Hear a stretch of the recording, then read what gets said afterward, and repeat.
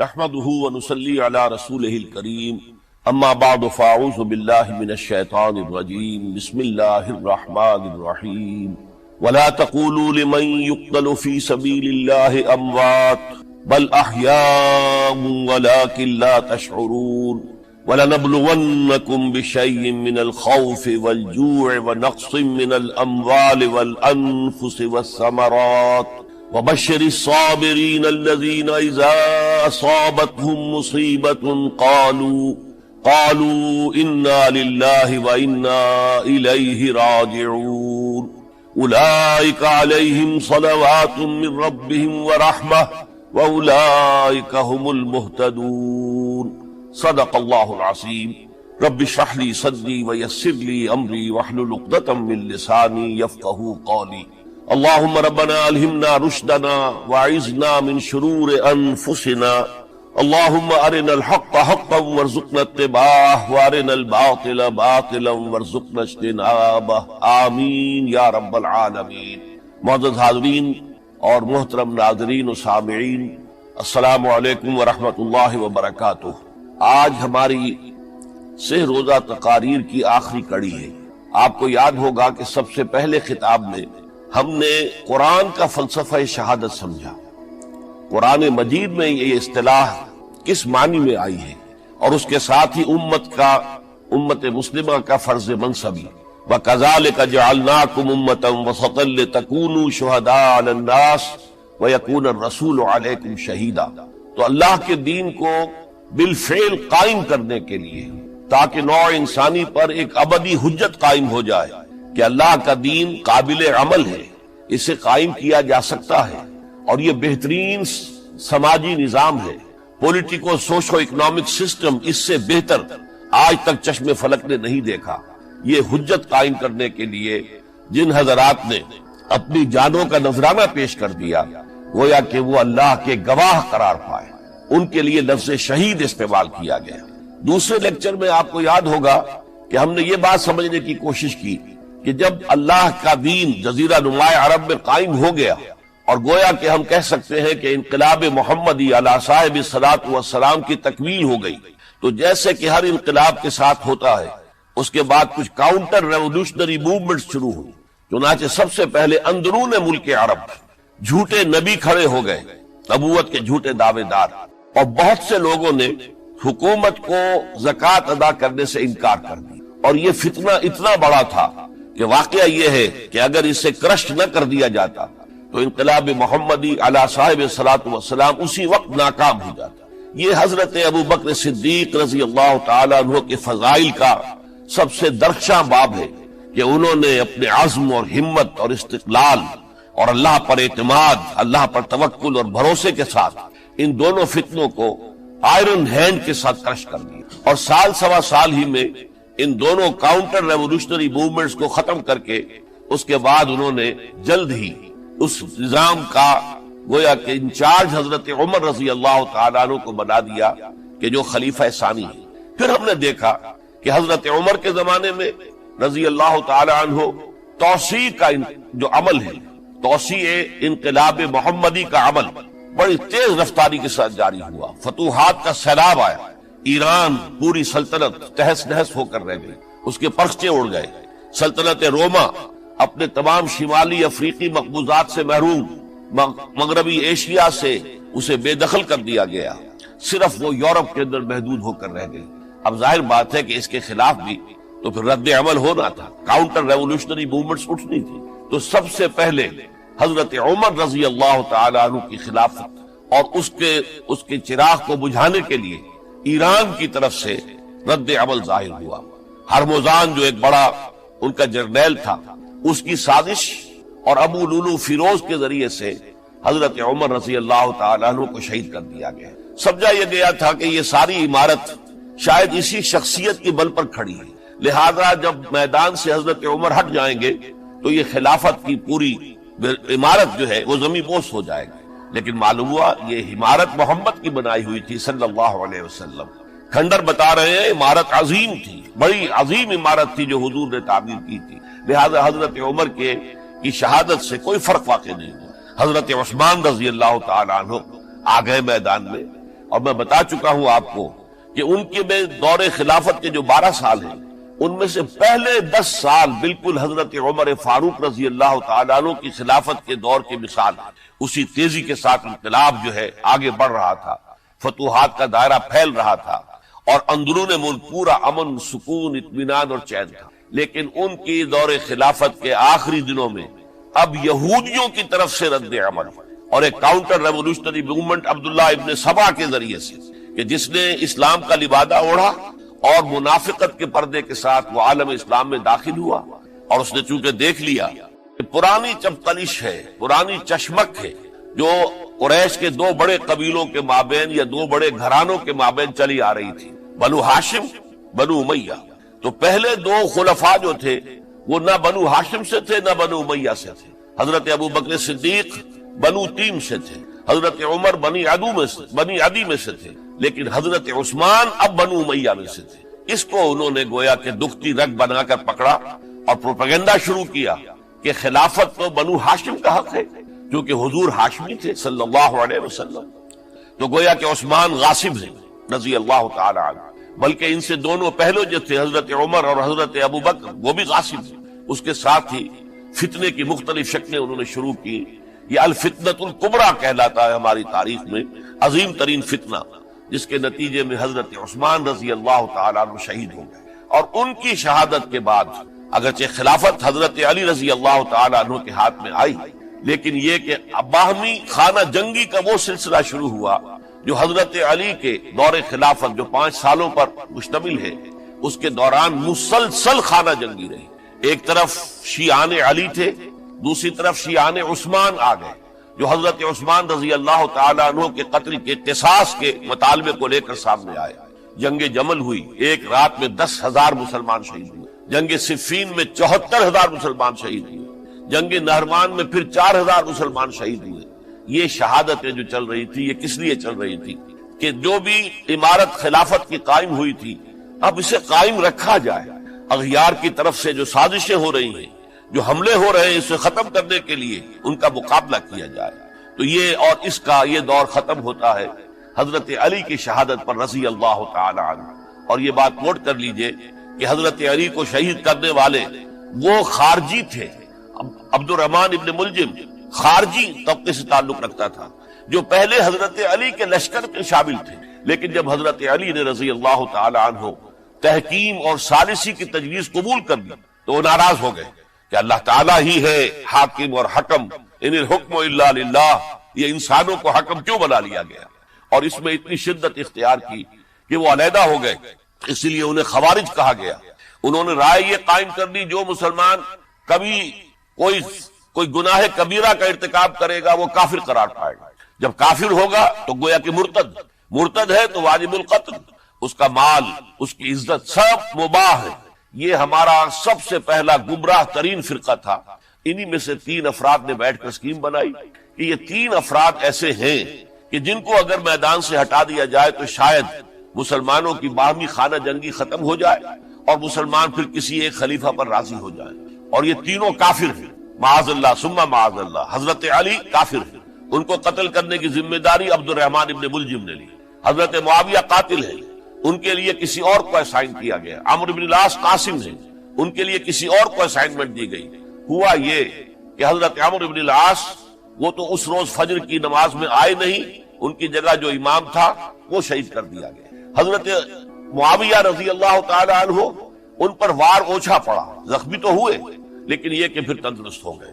حضرت علی رضی اللہ تعالی عنہ پر بہت کاری وار ہوا اور حضرت علی رضی اللہ تعالی عنہ کی شہادت سن 35 ہجری میں ہوگی. یہ جو خلافت راشدہ کا اختتام یا تو سن 35 ہجری میں حضرت علی کی شہادت سے سمجھا جائے گا، یا میری ذاتی رائے ہے کہ نہیں، اس میں حضرت حسن کا دور خلافت بھی شامل ہونا چاہیے. حضرت حسن کو کسی نے نامزد نہیں کیا تھا، نہ انہوں نے اپنی امیدواری کے ساتھ اپنے طاقت کے بل پر خلافت حاصل کی تھی، بلکہ حضرت علی سے جب یہ کہا گیا تھا کہ کیا ہم آپ کے بیٹے حسن کے ہاتھ پر بیعت کر لیں، تو انہوں نے فرمایا تھا کہ میں نہ تمہیں روکتا ہوں نہ حکم دیتا ہوں، یہ تمہارا معاملہ ہے، تم جسے مناسب سمجھو اس کے ہاتھ پر بیعت کر لو. حضرت حسن رضی اللہ تعالیٰ عنہ نے جن کے ہاتھ پر جو بیعت ہوئی، اب معاملہ یہ ہو گیا کہ امیر معاویہ رضی اللہ تعالیٰ عنہ وہ ایک لشکر لے کر شام سے چلے، حضرت حسن 50,000 آدمیوں کے ساتھ ادھر سے نکلے، لیکن یہ ہے کہ انہیں محسوس ہو گیا تھا کہ میرے ساتھیوں میں ایسا فسادی عنصر بھی موجود ہے جو عبداللہ ابن سبا کے ساتھیوں میں سے، کہ وہ کسی اچھے کام کو پسند نہیں کرتا، لہذا انہوں نے پھر صلح کی پیشکش کی، حضرت معاویہ کو پیغام بھیجا کہ میں مصالحت چاہتا ہوں، بتائیے شرائط کیا ہے۔ حضرت معاویہ نے بلینک پیپر بھیج دیا، سادہ کاغذ، کہ آپ جو شرائط چاہیں اس پر لکھ دیں، وہ مجھے قبول ہو۔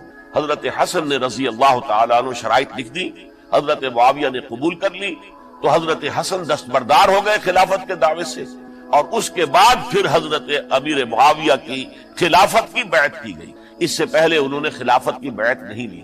یہ ہے سن 41 ہجری، اور اسے عام الجماع کہا جاتا ہے، یعنی یہ اختتام ہے مسلمانوں کی خانہ جنگی کے دور کا۔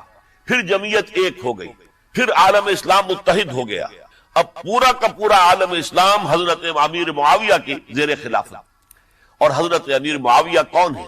وہ خود ایک صحابی رسول ہے، جلیل القدر صحابی رسول ہے، اور آپ کو میں نے کل بھی بتایا تھا کہ حضرت معاویہ رضی اللہ تعالیٰ عنہ کی ایک ہمشیرہ ام حبیبہ رضی اللہ تعالیٰ عنہ حضور کے ازواج مطہرات میں سے ہیں، تو حضور کے گویا کے برادر نسبت ہی ہوئے۔ جو چند لوگ جو وحی کے لکھنے پر جو کاتبین وحی جو حضور نے مقرر کیے تھے، ان میں سے ایک حضرت معاویہ بھی ہے۔ پھر حضرت معاویہ کے لیے حضور کی دعا ہمیں ملتی ہے، اللہم اجعلہ ہادیا مہدیا، اے اللہ اسے ہادی ہدایت دینے والا بنا دے، اور مہدی بنا دے جو ہدایت یافتہ ہو۔ تو یہ ان کی شان ہے۔ اور پھر یہ کہ ان کے زمانے میں جب عالم اسلام متحد ہو گیا، داخلی خلفشار ختم ہو گیا، تو فتوحات کا سلسلہ بھی دوبارہ جاری ہو گیا۔ حضرت علی رضی اللہ تعالیٰ عنہ کے 5 سالہ دور خلافت میں کوئی توسیع نہیں ہو سکی تھی دارالاسلام کی، کوئی مزید علاقے جو ہیں سلطنت اسلامی میں شامل نہیں کیے جا سکے تھے، اس لیے کہ سارا معاملہ تو داخلی خلفشار کا تھا۔ جو خانہ جنگی ہو رہی تھی، ایک دوسرے کی تیروں اور تلواروں اور نیزوں سے 1 لاکھ کے قریب مسلمان ختم ہو گئے تھے، تو اندر سے گویا کہ موشن ٹوٹ گیا اس سیلاب کا۔ تو سیلاب پھر دوبارہ جب امت جمع ہو گئی عام الجماع کے بعد، تو حضرت معاویہ رضی اللہ تعالیٰ عنہ ان کا دور خلافت اب 20 برس ہے، اندازہ کیجیے۔ یہ پورے 20 برس کوئی اندرونی خلفشار نہیں ہوا، کوئی جھگڑا نہیں ہوا، کوئی فساد نہیں ہوا، بلکہ جو فتوحات کا دائرہ تھا شروع ہو گیا۔ مکران اور سندھ کے علاقے فتح ہوئے، کابل اور یہ افغانستان کا علاقہ فتح ہوا، ترکستان کے علاقوں کے اندر پیش قدمی ہوئی۔ ادھر یہ کہ قیصر سلطنت روما کا اس کے مرکزی شہر قسطنطنیہ پر حملہ کیا گیا، جس کے لیے کہ حضور کی حدیث موجود تھی پیشن گوئی کے طور پر، اول جیش یغزو مدینۃ القیصر مغفورون لہم۔ حضور نے فرمایا تھا کہ جو پہلا لشکر قیصر کے شہر پر حملہ کرے گا تو وہ سب کے سب وہ مغفرت پا جائیں گے، اللہ تعالیٰ ان کی مغفرت فرما دیں گے۔ اگرچہ کامیابی نہیں ہوئی، لیکن اس پیشن گوئی کی وجہ سے آپ کو معلوم ہے کہ حضرت ایوب رضی اللہ تعالی عنہ ان کو بھی اس پیشن گوئی کی وجہ سے، حالانکہ 90 برس سے اوپر عمر تھی، لیکن وہ بھی کہا انہوں نے کہ میں بھی اس میں جانا چاہتا ہوں، چنانچہ اس لشکر میں گئے، وہی فوت ہوئے۔ بہرحال یہ سارے کارنامے اپنی جگہ پر، امن و امان اپنی جگہ پر، اس کے باوجود اہل سنت والجماعت حضرت معاویہ کے دور خلافت کو خلافت راشدہ میں شامل نہیں سمجھتے۔ اس کی وجہ کیا ہے؟ خلافت راشدہ کی شرط اولین قرآن مجید کے حکم کے مطابق امرہم شورا بینہم، مسلمانوں کے باہمی معاملات باہمی مشورے سے طے پاتے ہیں۔ حضرت ابو بکر صدیق رضی اللہ تعالیٰ عنہ سقیفہ بنی سعدہ کے اندر مشورے کے بعد ان کو منتخب کیا گیا اور ان کے ہاتھ میں بیعت ہوئی۔ حضرت عمر رضی اللہ تعالیٰ عنہ کو حضرت ابو بکر نے مسلمانوں سے مشورہ کر کے پھر نامزد کی۔ حضرت عثمان کے لیے حضرت عمر رضی اللہ تعالیٰ عنہ نے اپنے جانشین کے لیے 6 افراد پر مشتمل کمیٹی بنا دی، جو بڑے سے بڑے جو اصحاب جو جن کے بارے میں کہا گیا ہے کہ جن کو دنیا ہی میں بشارت دے دی گئی تھی، جو عشرہ مبشرہ میں سے جو باقی تھے، ان کے اوپر مشتمل کمیٹی بنا دی کہ آپ لوگ طے کر لیں اور اپنے سے کسی ایک پر جمع ہو جائیں۔ اس اعتبار سے حضرت علی کے ہاتھ پر بھی جو بیعت ہوئی ہے تو وہ اہل مدینہ کے دباؤ پر ہوئی ہے، ان کے مطالبے پر ہوئی ہے۔ حضرت علی خود جو ہے وہ خلافت کے مدعی نہیں تھے، بلکہ انکار کرتے رہے، چونکہ فتنے کا دور تھا۔ حضرت عثمان شہید ہوئے تھے، مسلمانوں کے دل زخمی تھے، اس حالت میں وہ سمجھتے تھے کہ اگر میں یہ خلافت جو ہے اپنے ہاتھ میں لے لوں گا تو ہو سکتا ہے کہ اس کا حق ادا نہ کر سکوں، لیکن یہ کہ جب انہوں نے دیکھا کوئی اور بھی تیار نہیں، طلحہ بھی تیار نہیں، زبیر بھی تیار نہیں، تو آخر مسلمانوں کو بغیر امارت کے چھوڑا تو نہیں جا سکتا، تو حضرت علی نے وہ قبول کر دیا۔ حضرت حسن کے بارے میں بتا چکا ہوں کہ ان کے بارے میں لوگوں نے کہا تو حضرت علی نے فرمایا میں نہ حکم دیتا ہوں نہ روکتا ہوں، لیکن حضرت امیر معاویہ رضی اللہ تعالیٰ عنہ صحابی بھی ہے، حضور کے قرابت دار بھی ہے، کاتبین وحی میں سے بھی ہے، پھر ان کا دور حکومت امن، سکون، اطمینان ہر طرح سے جو ہے 20 برس تک کوئی داخلی خلفشات نہیں ہوا، کوئی فساد نہیں ہوا، کوئی باہمی جنگ و جدل نہیں ہوا، بلکہ فتوحات کا دائرہ آگے بڑھا۔ اس کے باوجود چونکہ انہوں نے طاقت سے خلافت حاصل کی، لہذا ان کے دور خلافت کو ہم خلافت راشدہ میں تسلیم نہیں، حالانکہ وہ خود راشد ہیں، اس لیے کہ تمام صحابہ کرام کے بارے میں سورہ حجرات میں فرمایا وَلَكِنَّ اللَّهَ حَبَّبَ إِلَيْكُمُ الْإِيمَانَ وَزَيَّنَهُ فِي قُلُوبِكُمْ وَكَرَّهَ إِلَيْكُمُ الْكُفْرَ وَالْفُسُوقَ وَالْعِصْيَانَ أُولَٰئِكَ هُمُ الرَّاشِدُونَ۔ تمام صحابہ کرام کی شان یہ ہے کہ اللہ تعالیٰ نے ان کے دلوں میں ایمان کو کھبو دیا ہے، ایمان ان کے دلوں میں رچ گیا ہے، بس گیا ہے، جم گیا ہے، اور کفر سے، فسق سے انہیں تبھی نفرت ہو گئی ہے، اور یہ سب کے سب راشدون ہیں، تو تمام صحابہ راشدون ہیں۔ اس اعتبار سے خود حضرت امیر معاویہ بھی راشدون میں شامل ہے، لیکن خلفائے راشدین میں شامل نہیں ہے۔ خلفائے راشدین عام طور پر تو ہم کہتے ہیں حضرت ابوبکر، حضرت عمر، حضرت عثمان، حضرت علی۔ میں نے اپنی ذاتی رائے، حقیر سی رائے عرض کی ہے، اس میں حضرت حسن کا دور بھی شامل ہونا چاہیے 6 مہینے کا، تب وہ 30 برس پورے ہوتے، جو حدیث میں آیا ہے کہ خلافت جو ہے وہ 30 برس رہے گی، اس کے بعد ملوکیت شروع ہو جائے گی۔ تو ملوکیت کا پہلا قدم یہ تھا کہ حضرت معاویہ نے طاقت سے بزور خلافت حاصل کی، اس لیے ان کو خلیفہ راشد ہم نہیں کہتے۔ البتہ یہ ضرور ہے کہ ان کا دور بہت پرسکون دور تھا، البتہ جب 10 برس گزر گئے حضرت معاویہ کے دور حکومت کو، اب میں یہاں لفظ خلافت کی بجائے دور حکومت استعمال کر رہا ہوں کیونکہ خلافت راشدہ سے ذرا اس کا فرق واضح ہو جائے گا، تو اس وقت ایک اور صحابی، جلیل القدر صحابی مغیرہ ابن شعبہ رضی اللہ تعالی عنہ، وہ حضرت معاویہ کے پاس آئے اور انہوں نے یہ کہا کہ دیکھیے اگر آپ نے اپنے بعد اپنا جانشین نامزد نہ کیا تو ہو سکتا ہے پھر فسادات پیدا ہو جائیں، پھر مختلف لوگ خلافت کا دعویٰ لے کر کھڑے ہو جائیں، پھر خانہ جنگی ہو جائے۔ 5 برس کی خانہ جنگی میں 1 لاکھ سے زیادہ مسلمان شہید ہو چکے ہیں، قتل ہو چکے ہیں، ہلاک ہو چکے ہیں، اب دوبارہ وہی دور نہ آ جائے، لہذا آپ اپنا جانشین نامزد کر دیں۔ امیر معاویہ ریلیکٹنٹ تھے، لیکن انہوں نے دلائل دیے، دلائل مضبوط تھے۔ انہوں نے کہا کہ اب کبار صحابہ دنیا سے رخصت ہو چکے، وہ جماعت کہ جن کی تربیت اور تزکیہ، جن کی تعلیم حضور نے خود کی تھی اور ان کو اندر سے پاک کر دیا تھا، ان کی نیتیں بالکل پاک ہو چکی تھی، کوئی نفسانیت ان میں نہیں رہی تھی، وہ جماعت تو اکثر و بیشتر اب ختم ہو چکی، فوت پا چکے، وفات ہو چکی، لہذا اب جو ہے اکثر و بیشتر نو مسلم ہیں جو بعد کے فتوحات کے ذریعے سے اسلام لائے ہیں، لہذا ان کے اندر نہ وہ پختگی ہے، نہ ان کے اندر وہ تقویٰ ہے، نہ تدین ہے، نہ اصول پرستی ہے، اسلام کی پوری تعلیمات جو ہیں وہ ان کے وجود کے اندر، ان کے شعور کے اندر گہری اتری ہوئی نہیں ہے، لہذا اب صورتحال وہ نہیں رہ سکے گی جو حضرت ابوبکر یا حضرت عمر یا حضرت عثمان یا حضرت علی کے زمانے میں تھی، لہذا آپ نامزد کی۔ یہ بھی بتا دوں کہ مغیرہ ابن شعبہ کون تھے رضی اللہ تعالیٰ عنہ۔ نمبر 1 یہ کہ یہ اصحاب شجرہ میں شامل ہیں، جن 1400 یا 1800 افراد نے حضور سے بیعت کی تھی صلح حدیبیہ سے متصل قبل، اس درخت کے نیچے بیٹھ کر جس کے بارے میں سورہ فتح میں فرمایا گیا کہ لقد رضی اللہ عن المؤمنین اذ یبایعونک تحت الشجرہ، اللہ ان تمام اہل ایمان سے راضی ہو گیا جو ہے نبی صلی اللہ علیہ وسلم آپ کے دست مبارک پر بیعت کر رہے تھے اس درخت کے نیچے، ان میں سے موجود، ان میں یہ مغیرہ ابن شعبہ ہے۔ پھر مغیرہ ابن شعبہ وہ ہے کہ حضرت علی اور امیر معاویہ ان کے درمیان جو خانہ جنگی ہوئی اس میں ہمیشہ حضرت علی کے ساتھ رہے، حضرت علی کے ہی وہ سپورٹر تھے، ان کے ساتھ تھے۔ اس پہلو سے اچھی طرح سمجھ لیجئے کہ یہ نہیں ہے کہ وہ در حقیقت کو پہلے سے وہ امیر معاویہ کے ساتھی تھے، نہیں، لیکن اب جو صورتحال وہ دیکھ رہے تھے، جہاں دیدہ انسان تھے، بہت بڑے سیاستدان تھے، جانتے تھے حالات کو، حالات کے نبض پر ان کا ہاتھ تھا، لہذا انہوں نے یہ مشورہ دیا اور پھر امیر معاویہ نے اس مشورے کو قبول کر اور یزید کی ولی عہدی کا اعلان کر دیا۔ یہ بالکل مڈل ہے حضرت امیر معاویہ کے دور خلافت کا درمیان. یہ 10 سال جب ہو گئے تھے حضرت امیر معاویہ کی خلافت کو یا حکومت کو، تب یہ معاملہ پیش آیا، اور یزید کے ہاتھ پر یہ بیعت ولی عہدی تمام جو بھی مختلف گورنرز تھے ان کے ذریعے سے کہہ دیا گیا اپنے اپنے علاقے کے لوگوں سے بیعت لے لو. یہ بیعت عام طور پر لوگوں نے کر لی، البتہ 5 شخصیتیں جو بہت نمایاں تھیں انہوں نے اس بیعت سے انکار کیا. ان میں کون تھے ذرا نوٹ کیجئے. حضرت ابو بکر فوت ہو چکے، ان کے بیٹے عبد الرحمن ابن ابی بکر. حضرت عمر فوت ہو چکے، ان کے بیٹے عبداللہ ابن عمر. حضرت زبیر فوت ہو چکے، ان کے بیٹے عبداللہ ابن زبیر.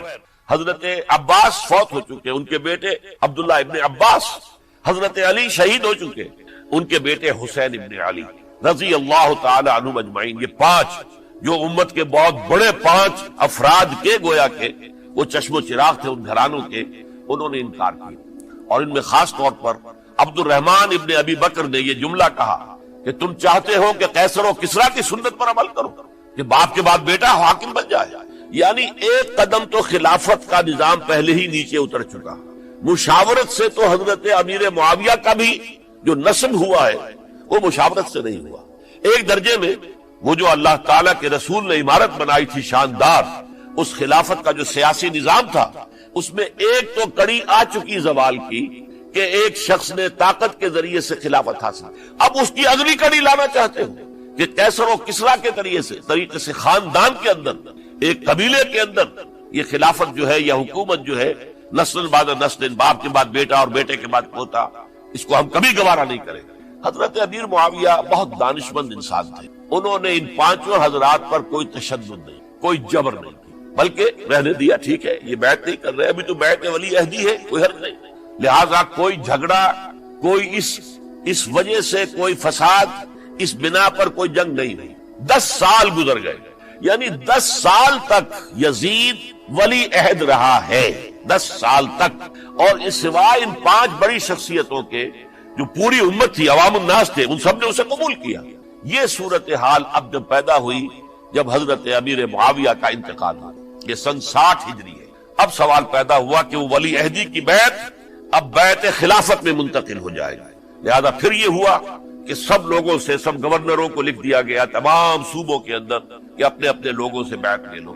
ظاہر بات ہے کہ وہاں کوئی ریفرنڈم نہیں ہوتا تھا، کوئی ووٹ نہیں ہوتے تھے کہ اس کی پرچیاں ڈالی جا رہی ہوں، ایک ایک شخص سے رائے لینا نہیں ہوتی تھی، بلکہ اس وقت کی جمہوریت یہ تھی اور شورائیت یہ تھی کہ ڈفرنٹ کلینز ہیں، ڈفرنٹ فیملیز ہیں، ڈفرنٹ ٹرائبز ہیں، ان کے سردار، ان کے بڑے لوگ، ان کے اہم لوگ بیعت کر لیں تو گویا کہ سب کی بیعت ہو گئی.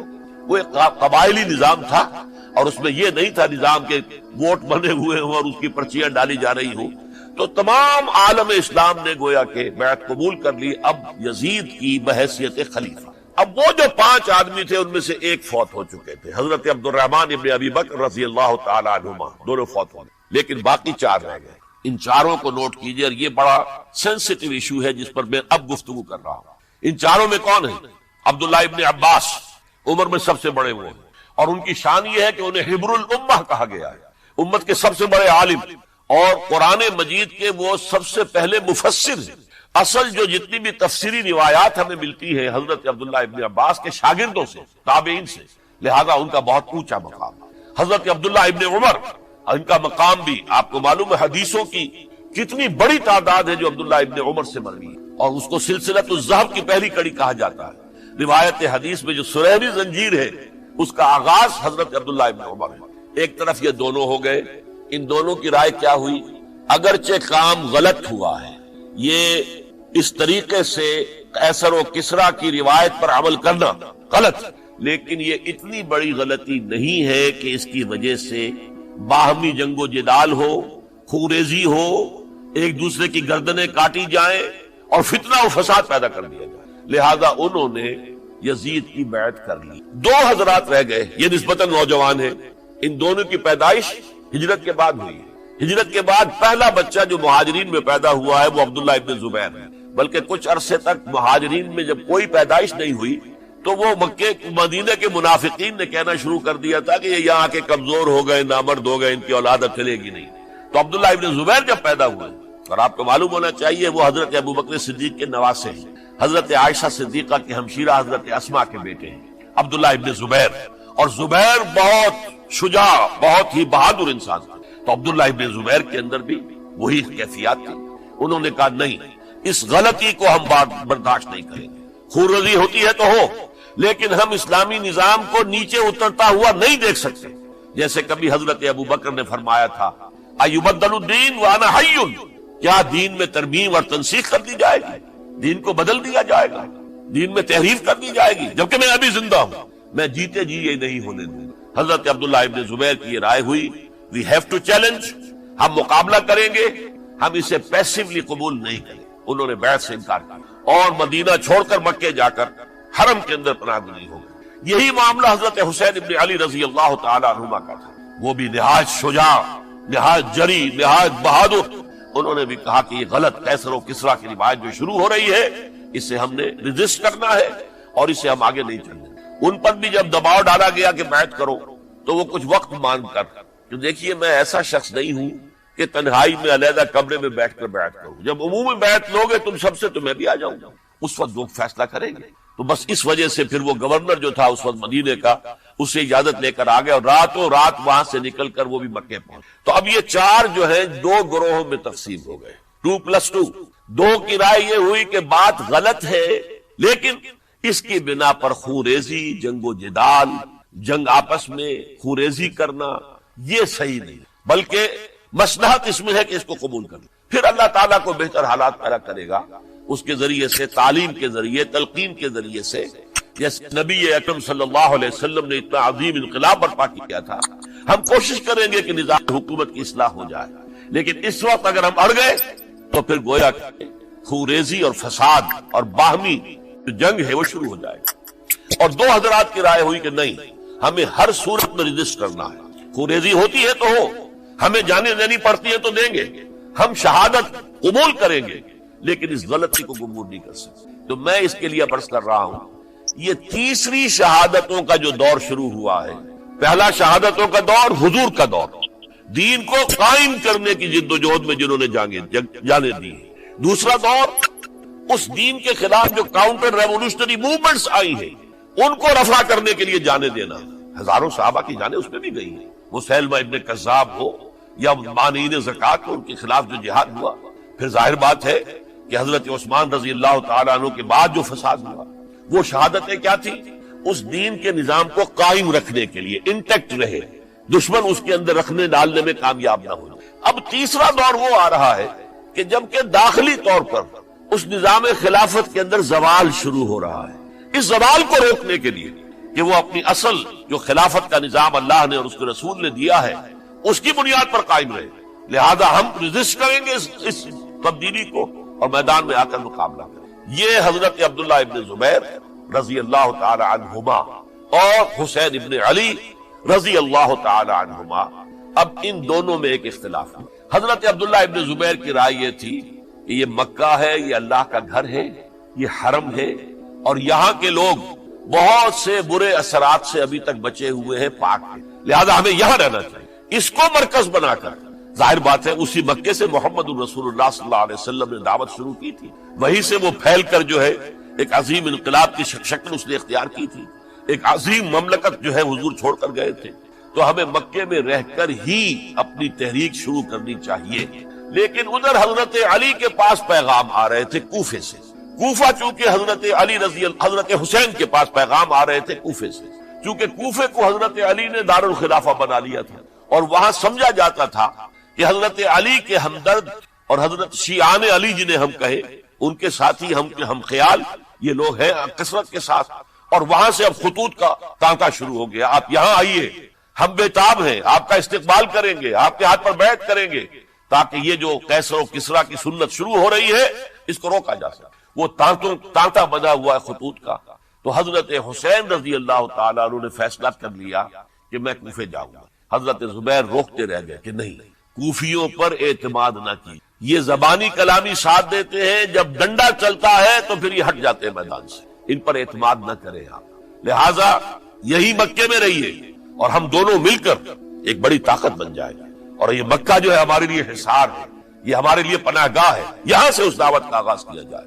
اب یہ افسوس ہے، اس سے اللہ کی مشیت سمجھا جائے، اللہ کی مرضی ہے، جو کچھ ہوتا ہے وہ تو باذن رب ہوتا ہے، اللہ اپنی مصلحتوں سے ہم سے زیادہ واقف ہے، ہم تو نہیں سمجھ سکتے۔ حضرت حسین نے فیصلہ کیا اور ڈٹ گئے اس فیصلے میں کہ میں کوفے جاؤں گا۔ اب یہ بھی بات قرآن مجید میں آیا ہے، حضور سے خطاب کر کے فرمایا گیا فَإِذَا عَزَمْتَ فَتَوَكَّلْ عَلَى اللَّهِ، جب ایک مرتبہ آپ ایک ارادہ کر لیں تو پھر اللہ پر توکل کی، پھر یہ نہیں کہ کبھی آگے کبھی پیچھے جاؤں یا نہ جاؤں، یہ نہیں، یہ تردد یہ نہیں، بلکہ یہ کہ ایک فیصلہ کر کے ڈٹ جائیے، اس لیے کہ جو بھی نتیجہ ہے وہ تو اللہ کے ہاتھ میں ہے، لہذا اللہ پر توکل کیجئے۔ فَإِذَا عَزَمْتَ فَتَوَكَّلْ عَلَى اللَّهِ، لہذا سب نے سمجھایا حضرت حسین کو کہ آپ کوفے نہ جائیں۔ سمجھانے والوں میں حضرت عمر بھی تھے رضی اللہ، حضرت عبداللہ ابن عمر بھی تھے رضی اللہ تعالی عنہ، اگرچہ کوئی قرابت داری جو ہے قریبی نہیں تھی، لیکن بہرحال امت کی ایک شخصیت، عظیم شخصیت تھے۔ سمجھانے میں سب سے زیادہ زور صرف کیا ہے حضرت عبداللہ ابن عباس نے رضی اللہ تعالی عنہ۔ اور حضرت عبداللہ ابن عباس کون ہے؟ ایک رشتے سے حضرت حسین کے چچا ہیں، ایک رشتے سے حضرت حسین کے نانا ہیں۔ کیوں؟ حضرت علی اور حضرت عبداللہ ابن عباس چچا زاد بھائی ہیں، عباس کے بیٹے، ابو طالب کے بیٹے، عباس اور ابو طالب بھائی ہیں، تو یہ فرسٹ کزن تھے حضرت علی اور عبداللہ ابن عباس رضی اللہ تعالی عنہ۔ لہذا انہوں نے جب کہا تو گویا کہ ایک چچا، ایک بزرگ سمجھا رہا، اور دوسرے رشتے سے حضور نانا تھے حضرت حسین کے، اور حضور بھی کزن تھے حضرت عبداللہ ابن عباس، چچا زاد بھائی۔ اس حوالے سے سمجھ لیجئے کہ حضور کے کزن نانا کے درجے میں آ گئے، تو یہ دو رشتے تھے حضرت عبداللہ ابن عباس کے، اور انہوں نے بڑی الہا و زاری کے ساتھ، بڑی اپنے مقام سے نیچے اتر کر خوشامد کی ہے، حسین خدا کے لیے بعد آ جا، حسین خدا کے لیے بعد آ جا، حسین اگر جانا ہی ہے تو اپنے بال بچوں کو لے کر نہ جا۔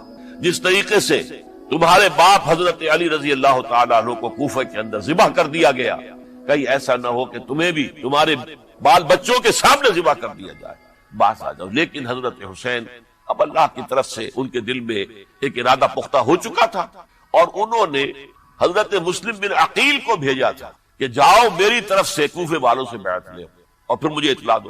وہ گئے، وہاں 12,000 افراد نے بیعت کر لی۔ اب ان کا خط آ گیا کہ یہاں تو فضا بالکل ہموار ہے، اتنے لوگوں نے بیعت کی ہے، باقی بھی جیسے ہی آپ سامنے آ جائیں گے سب بیعت کر لیں گے، لہذا یہاں پر وہ ریزسٹنس کے لیے گویا کہ ہمارے پاس طاقت اس کوفے کے اندر بہت مضبوط طاقت ہوگی کہ ہم یزید کی حکومت کے خلاف ریزسٹ کر سکیں۔ اس کے بعد ہوا کیا؟ یزید نے عبید اللہ ابن زیاد کو گورنر بنا کر بھیج دیا۔ یہ شخص تھا بہت ڈنڈا چلانے والا، اس نے سختیاں شروع کی تو بہت سے لوگ اس بیعت سے تائب ہوئے، لیکن مسلم بن عقیل وہ میدان میں آئے اور ان کے ساتھ ہزاروں آدمی آ گئے جنہوں نے بیعت کی تھی، ابھی تک بیعت پر قائم تھے، اور انہوں نے گورنر کے گھر کا گھیراؤ کیا۔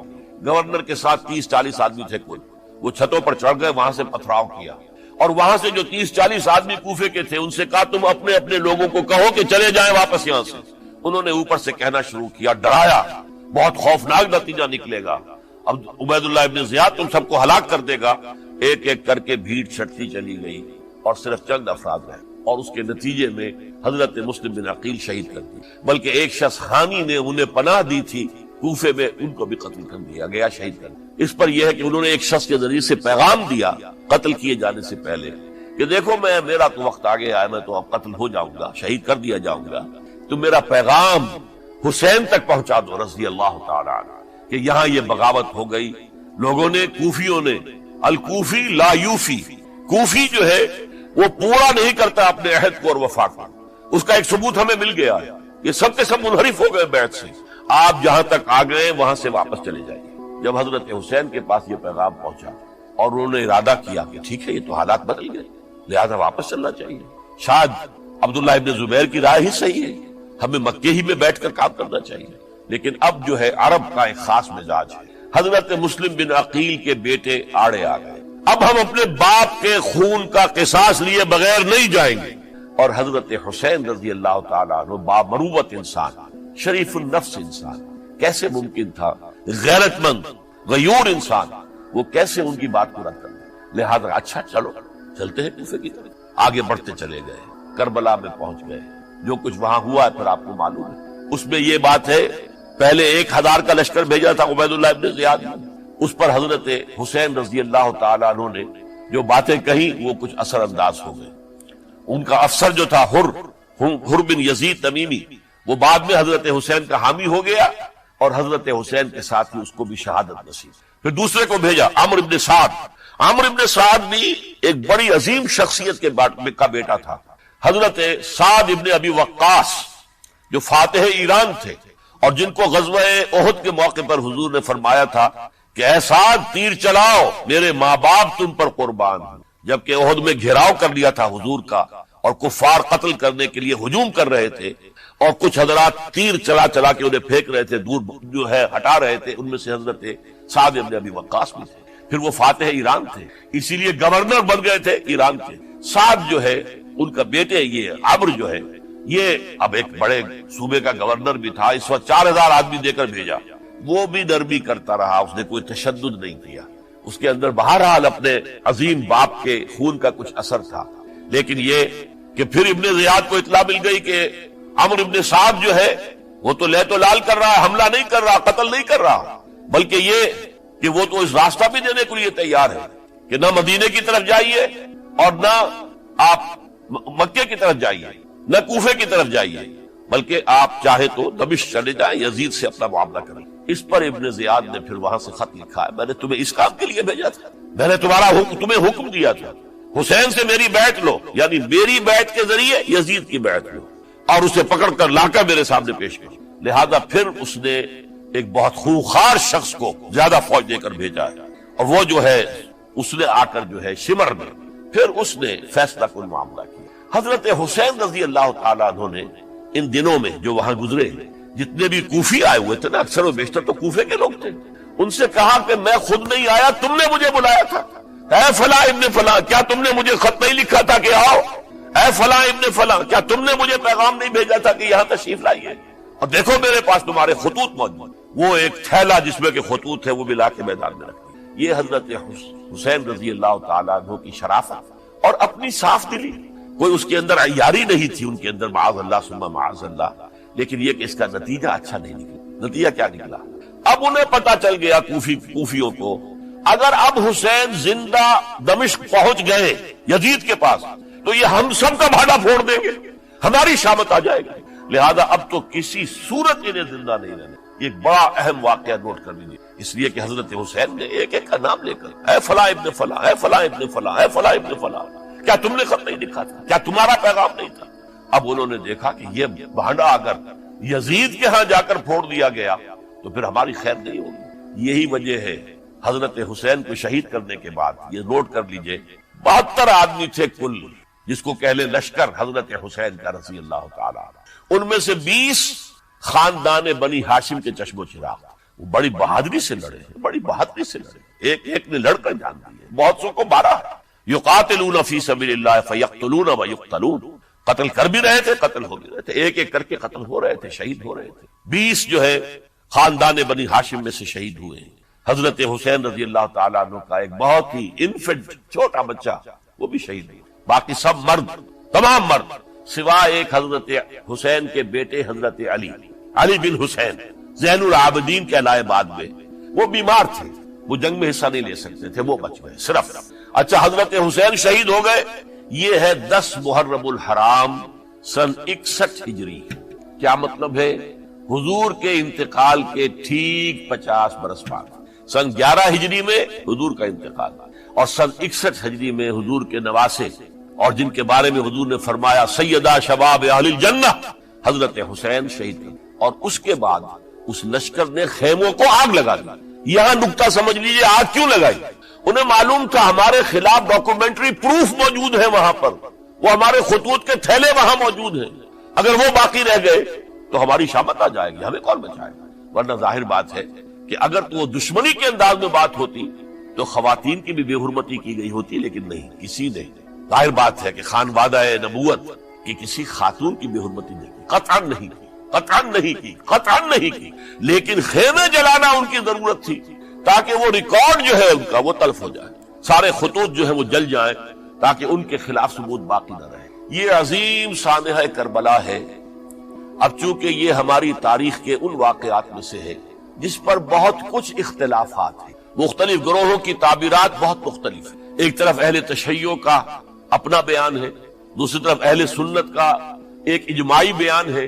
تیسری طرف کچھ ایسے لوگ پیدا ہو گئے جو حضرت حسین رضی اللہ تعالیٰ عنہ پر الزام لگا رہے اہل سنت میں سے کہ وہ تو حکومت کے طالب تھے، وہ اقتدار کے خواہش مند تھے، واجب القتل تھے۔ معاذ اللہ ثم معاذ اللہ ثم معاذ اللہ۔ حضرت حسین اگرچہ صغار صحابہ میں سے تھے، یعنی حضور کی حیات طیبہ میں ابھی چھوٹے بچے تھے، لیکن ان کا شمار صحابہ میں ہے۔ اور پھر یہ وہ شخص ہے جو حضور کی گود میں کھیلا ہے، یہ وہ ہے جو حضور کے شانوں کے اوپر جس نے سواری کی۔ علامہ اقبال نے جیسے حضرت اسماعیل کے لیے کہا ہے کہ وہ فیضان نظر تھا یا کہ مکتب کی کرامت تھی، سکھائے کس نے اسماعیل کو آداب فرزندی۔ ظاہر بات ہے حضرت اسماعیل کسی اسکول اور مدرسے دارالعلوم میں پڑھے نہیں تھے کہ وہاں پتہ چلتا کہ والد کا حق کیا ہے۔ یہ فیضان نصر تھا، ابراہیم کی نگاہ کا یہ فیضان تھا کہ بیٹے کے اندر وہ جذبہ پیدا ہوا کہ یا ابت افعل ما تؤمر، ابا جان جو خواب آپ دیکھ رہے ہیں اور جو حکم آپ کو اس خواب کے ذریعے مل رہا آپ کر گزریے، ستجدنی انشاءاللہ من الصابرین۔ تو اسماعیل کا معاملہ اگر یہ تھا فیضان نظر سے، تو حضرت اسماعیل کو حضرت ابراہیم کے پاس زیادہ رہے بھی نہیں، وہ تو مکے میں رہے۔ حضرت عثمان جو حضرت ابراہیم تو شام میں رہتے تھے، کبھی کبھی آ جاتے تھے، اس سے زیادہ معاملہ نہیں تھا۔ وہ فیضان نظر حضرت اسماعیل کو تھا، تو حضور صلی اللہ علیہ وسلم کا فیضان نظر کتنا ہوگا اس کا آپ اندازہ کیجیے۔ یہ کوئی جنگ اقتدار نہیں تھی، معاذ اللہ ثم معاذ اللہ ثم معاذ اللہ، بلکہ انہوں نے اپنا ایک فرض منصبی سمجھا ہے کہ میرے نانا کا لایا ہوا نظام اور اس کے اصول اب ٹوٹ رہے ہیں۔ جیسے حضرت ابو بکر کا قول میں نے آج بھی آپ کو سنایا، ایبدل الدین وانا حی، کیا دین میں ترمیم اور تنسیخ کی جائے گی، دین کی باتوں کو بدل دیا جائے گا جبکہ میں ابھی زندہ ہوں۔ اسی طریقے سے گویا کہ زبان حال سے حضرت حسین اور عبداللہ ابن زبیر رضی اللہ تعالی عنہم ان دونوں نے یہ فیصلہ کیا کہ ہم روکیں گے اس کو۔ آپ اختلاف کر سکتے ہیں کہ حضرت حسین کی رائے صحیح تھی یا حضرت عبداللہ ابن عباس کی رائے صحیح تھی، یہ کہہ سکتے ہیں آپ، لیکن کسی کی نیت پر حملہ نہیں کر سکتے۔ اسی طریقے سے بعض لوگ جو ہے حضرت عبداللہ ابن عباس، عبداللہ ابن عمر، ان کی نیتوں پر حملہ کرتے، ان کو تو یزید نے دولت سے خرید لیا تھا، معاذ اللہ ثم معاذ اللہ ثم معاذ اللہ۔ یہ دونوں جلیل القدر صحابہ ہیں، یہ تو صغار صحابہ میں سے نہیں ہے، یہ جوان تھے پورے حضور کے زمانے میں، جنگوں میں حصہ لیا ہے۔ حضرت عبداللہ ابن عمر نے، عبداللہ ابن عباس نے رضی اللہ تعالیٰ عنہما، انہیں کوئی رقم نہیں خرید سکتی تھی، کوئی دولت نہیں خرید سکتی، جو رائے انہوں نے قائم کی دیانتاً قائم کی۔ اور ہمارے ہاں اصول یہ ہے کہ جب کوئی نئی صورتحال پیدا ہو جائے اور اجتہاد کی ضرورت پیش آ جائے اور پوری کوشش کر کے مجتہد اجتہاد کر رہا ہے، تو اگر اسے غلطی بھی ہو جائے، مجتہد مخطی خطا کار، اس کو بھی اکیرا ثواب ملتا ہے، اور مجتہد مصیب وہ مجتہد کے جس کی رائے صحیح، جس کا فیصلہ صحیح، اسے دوہرا ثواب ملتا ہے۔ تو ان کے مابین ایک اختلاف رائے کا ہوا، اجتہاد کا۔ آیا یہ غلطی اتنی بڑی ہے کہ امت میں تفرقہ پیدا کیا جائے، امن و امان کو برباد کیا جائے، خوریزی کا بازار گرم کیا جائے، یا نہیں؟ دو کی رائے یہ ہوئی، ان کی مخلصانہ رائے تھی، ان کی دیانتدارانہ رائے تھی، ہم ان کی نیت پر حملہ نہیں کر سکتے، آپ اختلاف کرنا چاہیں تو۔ اسی طرح حضرت عبداللہ ابن زبیر اور حضرت حسین ابن علی رضی اللہ تعالی عنہ، ظاہر بات ہے کہ ان کا بھی ایک اجتہادی رائے تھی کہ نہیں، یہ دین کے نظام کے اندر بہت بڑا رکھنا پڑ رہا ہے، یہ تو اب قیصر و کسریٰ کی سنت شروع ہو رہی ہے، یہ اسلام کے دین کے اوپر طریقہ نہیں، عمل نہیں ہو رہا ہے، تو ہم اسے اپنی جانوں کا نذرانہ دے کر بھی اسے روکیں گے، روکنے کی کوشش کریں گے، رکے نہ رکے ہم اپنی جانیں دے دیں۔ یہ بھی دیانتدارانہ رائے تھی، مخلصانہ رائے تھی، ان کی نیت پر کوئی حملہ کم سے کم اہل سنت والجماعت میں سے کسی شخص کو حق نہیں ہے، اس لیے کہ اہل سنت والجماعت کا کہنا یہ ہے الصحابۃ کلھم عدول، صحابہ جتنے بھی ہیں وہ سب کے سب عدول ہیں، ان میں بدنیتی نہیں آ سکتی، خطا ہو سکتی۔ اہل سنت کے نزدیک معصومیت خاصہ نبوت ہے، نبوت ختم ہو گئی محمد الرسول اللہ صلی اللہ علیہ وسلم، آپ کے بعد معصوم کوئی نہیں، ابو بکر بھی معصوم نہیں، عمر بھی معصوم نہیں، عثمان بھی معصوم نہیں، علی بھی معصوم نہیں رضی اللہ تعالیٰ عنہ اجمعین۔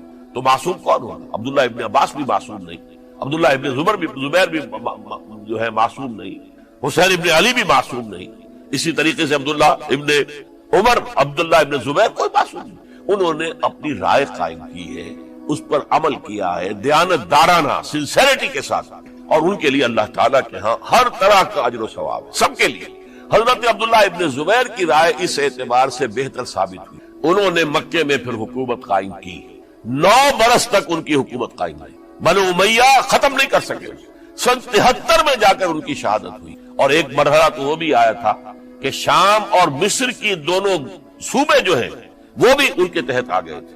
تو واقعہ یہ ہے کہ اگرچہ حضور نے ہمیں منع کیا ہے کہ کبھی یہ نہ کہا کرو کہ ایسا ہوتا تو ایسا ہو جاتا، نہیں، جو ہوا اللہ کی مرضی سے ہوا، اللہ کے اذن سے۔ حدیث کے الفاظ ہیں ان کلمۃ لو تفتح عمل الشیطان، یہ جو لو کاش یہ ہو جاتا، کاش یوں ہو جاتا تو بڑے اچھے نتیجے نکلتے، یہاں سے شیطان کا عمل شروع ہو جاتا۔